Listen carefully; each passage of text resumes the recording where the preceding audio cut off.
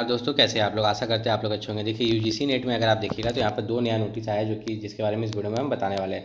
तो अगर आप भी यूजीसी नेट का एग्ज़ाम जून में देने वाले हैं तो इस वीडियो को पूरा यहाँ पर देखिएगा। सबसे पहला हम बात करते हैं यहाँ पर कि आपको क्या अलग अलग क्वालिफाइंग मार्क्स, इसमें भी 40% मार्क्स क्वालिफाई करने के लिए लाना पड़ता है, इसमें भी 40% मार्क्स क्वालिफाई करने के लिए लाना पड़ता है। अगर आप जनरल EWS से हैं और ओबीसी SC ST से हैं तो 35% मार्क्स क्या आपको लाना पड़ता है यहाँ पर। तो ध्यान से देखिएगा। देखिए टोटल जो आपका है दो पेपर है, एक पेपर आपका 50 क्वेश्चन है, दूसरा पेपर 100 क्वेश्चन है।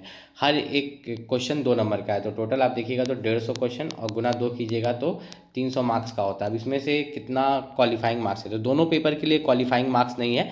ये पूरा 300 में से आपको एग्रीगेट लाना पड़ता है 40%। तो 300 का अगर आप 40% निकालिएगा तो 120 मार्क्स होता है। मतलब 300 में से 120 नंबर तो आपको लाना ही लाना है, नहीं तो आप यूजीसी नेट में फेल कर जाते हैं। उसके बाद सिर्फ लाने से कुछ नहीं होगा, आपको कटअप भी पार करना पड़ता है। ठीक है, क्या कटअप जाता है वो भी हम आपको इस वीडियो में बताएंगे, लेकिन सबसे पहले आप यहाँ पर समझ लीजिए कि नॉर्मलाइजेशन कैसे होता है। ठीक है, तो यहाँ पर बहुत बच्चों के मन में भ्रम है कि आपका जो एग्ज़ाम होता है कंप्यूटर बेस्ड टेस्ट होता है। ठीक, उसके बाद आप यहाँ पर देखिएगा तो जो नॉर्मलाइजेशन यहाँ पर होता है, ठीक है, तो नॉर्मलाइजेशन आपको लगता होगा कि इजी शिफ्ट और हार्ड शिफ्ट पर शिफ्ट हो जाता है। नहीं, सिर्फ इजी शिफ्ट और हार्ड शिफ्ट पर जो है नॉर्मलाइजेशन नहीं किया जाता है। नॉर्मलाइजेशन इस चीज़ को भी देख के किया जाता है कि आप कितने एक्यूरेट हैं। ठीक है, कितने क्वेश्चन आपने टिक किए और कितने क्वेश्चन गलत हुए ये भी किया जाता है।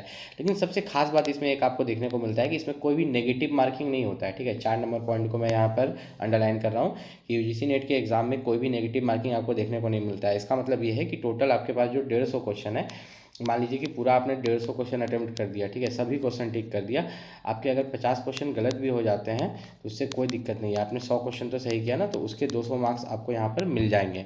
अब आते हैं बात नॉर्मलाइजेशन की करते हैं। नॉर्मलाइजेशन में अगर आप यहाँ पर देखिएगा तो यहाँ पर क्लियर है एक चीज़ कि मान लीजिए दो बच्चा है, एक बच्चा है ए, एक बच्चा है बी। ठीक है, दोनों को यहाँ पर 150 क्वेश्चन मिला। ठीक, अब यहाँ पर क्या होता है ना कि एक पूरा क्वेश्चन अटेम्प्ट कर देता है। ठीक है, एक एग्जांपल देते हैं, जैसे आपका 150 क्वेश्चन है, आपने पूरा 150 क्वेश्चन बना दिया। ठीक, अब इसमें आपके 50 क्वेश्चन गलत हो गए तो आपको यहाँ पर मिलना चाहिए 100 क्वेश्चन सही हुआ तो उसका 200 मार्क्स, लेकिन आपको 200 मार्क्स यहाँ पर नहीं मिलेगा। जैसे आपका 100 क्वेश्चन सही हुआ ना, तो आपको 200 मार्क्स मिलना चाहिए। तो इसमें नॉर्मलाइजेशन भी देखा जाएगा। अगर आपका इजी शिफ्ट में एग्जाम पड़ा है तो आपका कम नंबर बढ़ेगा, मान लीजिए 5 नंबर। अगर हार्ड शिफ्ट में पड़ा है तो हो सके 7 नंबर बढ़ेगा। ठीक, तो एक्स्ट्रा मार्क्स आपको मिलता है 50 गलत होने के बाद भी। लेकिन अगर एक ऐसा चीज़ हो जाता है कि 150 क्वेश्चन में से मात्र आपने यहाँ पर कितना क्वेश्चन अटेम्प्ट किया, 100 क्वेश्चन, कितना, 100 क्वेश्चन में से आप लोगों ने यहाँ पर यूजीसी नेट में 100 क्वेश्चन अटेम्प्ट किया और पूरा 100 का 100 सही हो जाता है, तो 100 गुना 2 आपको मिलना चाहिए 200 मार्क्स। ठीक है, तो अब यहाँ पर हम लोग देखते हैं कि आपको कितना मिलना चाहिए था, 100 इंटू 2 200 मार्क्स, और आपने 100 ही अटेम्प्ट किया था, ऐसा नहीं कि पूरा 150 क्वेश्चन अटेम्प्ट किया था। तो यहाँ पर हम लोग देखेंगे नॉर्मलाइजेशन। नॉर्मलाइजेशन अगर आपका इजी शिफ्ट में एग्जाम पड़ा होगा तो आपको यहाँ पर लगभग 10 नंबर मिलेगा, और हार्ड शिफ्ट में पड़ा होगा तो लगभग 15 से 20 नंबर। ऐसा क्यों? ऐसा इसलिए क्योंकि आपने एक्यूरेसी को भी मेंटेन किया है।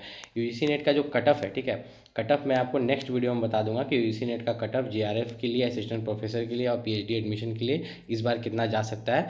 ठीक है, आपको कोई भी डाउट होगा आप नीचे कमेंट करके पूछ सकते हैं। और साथ ही साथ मैं बता दूं यूजीसी नेट के लिए जो सबसे बेस्ट बुक है, पेपर 1 के लिए बुक अलग आता है जो सबके लिए कॉमन रहता है। ठीक है, पेपर 1 के लिए बुक जो है सबके लिए कॉमन रहता है, और पेपर 2 के लिए अगर बात करें तो आपका सब्जेक्ट के हिसाब से रहता है, जो भी आपका सब्जेक्ट रहता है। दोनों बुक का लिंक मैंने इस वीडियो के डिस्क्रिप्शन में डाल दिया। अगर आपका बुक का लिंक नहीं मिलता है तो आप नीचे कमेंट कर सकते हैं, मैं उस डिस्क्रिप्शन में जो लिंक रहेगा उसको अपडेट कर दूंगा। देखिए यूजीसी नेट में पेपर 1 और पेपर 2 दोनों के लिए अलग अलग बुक आता है। पेपर 1 के लिए जो बुक आता है वो सभी के लिए कॉमन है, जो भी यूजीसी नेट का एग्जाम दे रहा है। ठीक है, पेपर 1 लिखा हुआ है, किसी भी पब्लिकेशन का है, खास करके केवीएस, मदन, अरिहंत, ये सब का आप खरीद सकते हैं। ठीक है, और भी कुछ अच्छे अच्छे पब्लिकेशन है जिसका लिंक मैं इस वीडियो के डिस्क्रिप्शन में डाल दूंगा। लेकिन जो आपका पेपर 2 आता है यूजीसी नेट का पेपर 2 का बुक, वो सबके लिए अलग अलग होता है। जो आपका सब्जेक्ट होगा ग्रेजुएशन और पीजी में, जैसे हिस्ट्री है या ज्योग्राफी है या इंग्लिश है या हिंदी है या लाइब्रेरी साइंस है या लॉ है, जो भी सब्जेक्ट है उससे रिलेटेड आपको बुक खरीदना रहता है यूजीसी नेट पेपर 2 के लिए। तो उसका भी लिंक मैं इस वीडियो के डिस्क्रिप्शन में डाल दूंगा। लेकिन क्या पॉसिबल है कि मैं सभी बुक का लिंक डाल दूंगा? नहीं, मैं 30-40 का डाल दूंगा। उसके अलावा अगर आपको लगता है कि आपके बुक का लिंक नहीं डाला हुआ है तो आप नीचे कमेंट कीजिएगा। दो ऑप्शन रहेगा, या तो उसी वीडियो में मैं एडिट करके डाल दूंगा, या नेक्स्ट वीडियो में यूजीसी नेट का डालूंगा तो उसमें मैं आपका बुक का लिंक डाल दूंगा। कोई भी दिक्कत है आप नीचे कमेंट करके पूछ सकते हैं। और जहां पर कमेंट कीजिएगा लेफ्ट साइड में स्लाइड करने के बाद हाइप का ऑप्शन होगा, वीडियो को हाइप जरूर कर दीजिएगा।